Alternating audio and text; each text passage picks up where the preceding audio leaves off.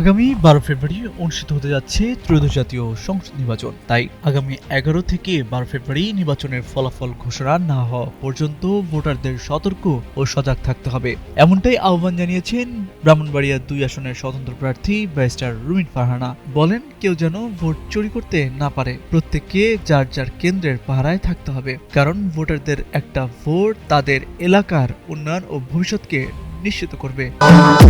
ভবিষ্যৎ হোক নিরাপদ, বিনিয়োগ হোক বিশ্বস্ত, আর আমার পছন্দ সল্ট বে।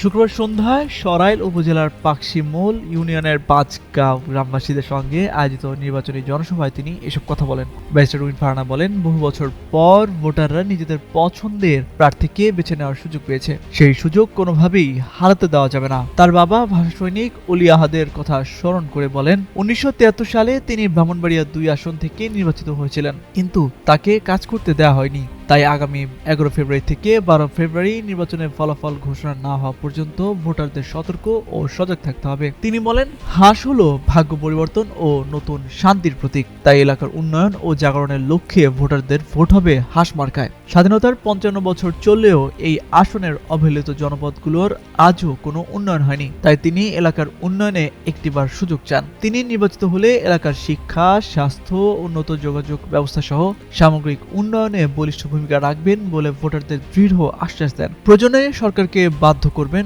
অবহেলিত এসব জনপদকে উন্নয়ন করার।